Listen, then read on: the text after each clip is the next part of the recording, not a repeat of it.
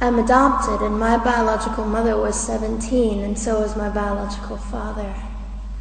She was 7.5 months pregnant when she decided to go to Planned Parenthood, which is the largest abortion provider in the world, and they counseled her to have a late-term saline abortion, which is a saline solution that is injected into the mother's womb.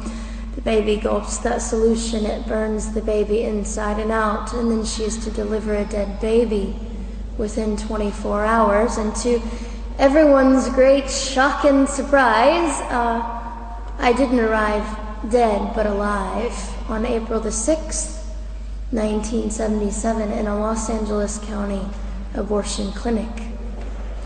What's fantastic about this, about the perfect timing of my arrival, is that the abortionist was not on duty yet. So he wasn't even given the opportunity to continue on with his plan for my life, which was death. And I know that I'm in a government building, and a beautiful one it is, and I love your country as well as my own. But I know in the age that we live in, it is not at all politically correct to say the name of Jesus Christ in places like this. To bring him into these sorts of meetings, because his name can make people so terribly uncomfortable. But I didn't survive so I could make everyone comfortable. I survived so I could stir things up a bit. And I have a great time doing it.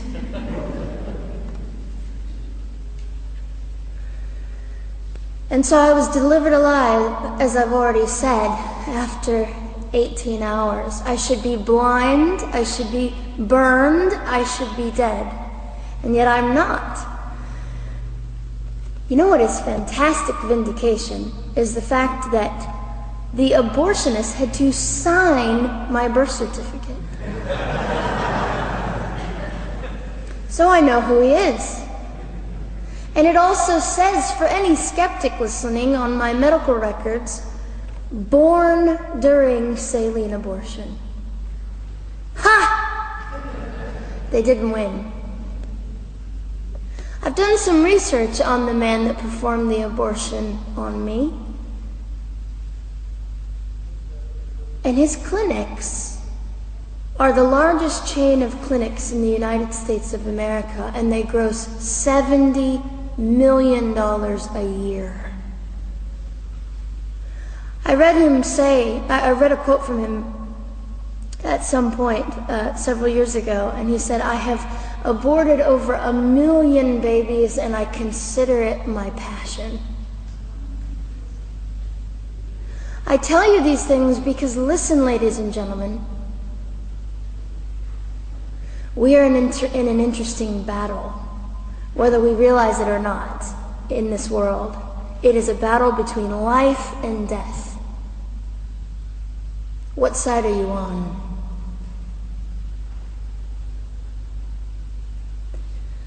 So a nurse called an ambulance and had me transferred to a hospital, which is absolutely miraculous. Generally, the practice at the time, and up until 2002, was, in my country, was to end the life of an abortion survivor by strangulation, suffocation, leaving the baby there to die, or throwing the baby away.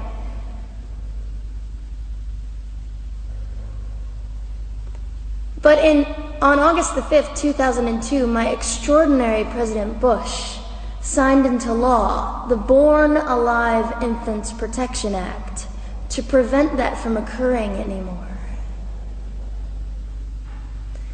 You see, we're playing for keeps. We're playing I'm hoping to be hated by the time that I die, so that I can feel God about me and understand what it was to be hated. He was hated. Christ was hated. And not that I look forward to being hated, but I know along my journey, I know I'm already hated because I declare life. I say, you didn't get me. The silent Holocaust didn't win over me. And my mission, ladies and gentlemen, among many things, is this: to infuse humanity into a debate that we have just compartmentalized and set on a shelf and said it is an issue.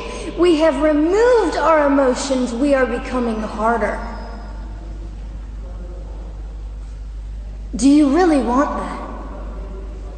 How much are you willing to take, and how much are you willing to risk to speak the truth in love and graciousness and stand up and at least be willing to be hated? Or at the end of the day, is it all about you or me? And so, after that, I was placed in an emergency foster care home where they decided they didn't like me very well, and as I'm fond of saying, I don't know how you could not adore me right from the start. What is wrong with these people? But they didn't. You see, I've been hated since conception by so many, and loved by so many more, but most especially by God. I'm his girl. You don't mess with God's girl. I got a sign on my forehead that says, you better be nice to me because my Father runs the world.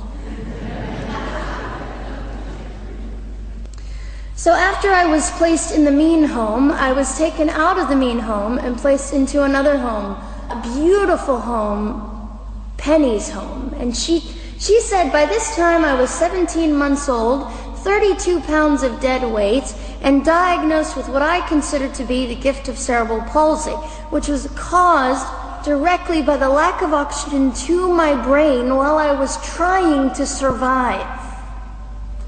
Now, I am just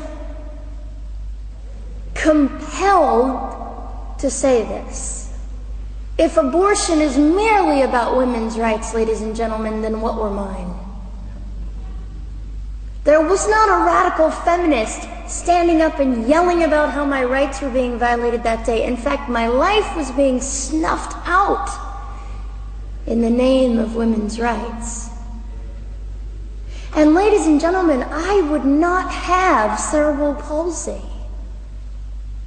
had I not survived all of this. So when I hear the appalling, disgusting argument that we should have abortions because the child just might be disabled, oh, the horror that fills my heart. Ladies and gentlemen, there are things that you will only be able to learn by the weakest among us. And when you snuff them out, you are the one that loses. The Lord looks after them, but you are the one that will suffer forever. And what arrogance, what absolute arrogance, and it has been an argument for so long in this human place that we live, that the stronger should dominate the weaker, should determine who lives or dies. The arrogance of that, don't you realize that you cannot make your own heart beat? Don't you realize that all the power that you think you possess, you really possess none of it? It is the mercy of God that sustains you, even when you hate him.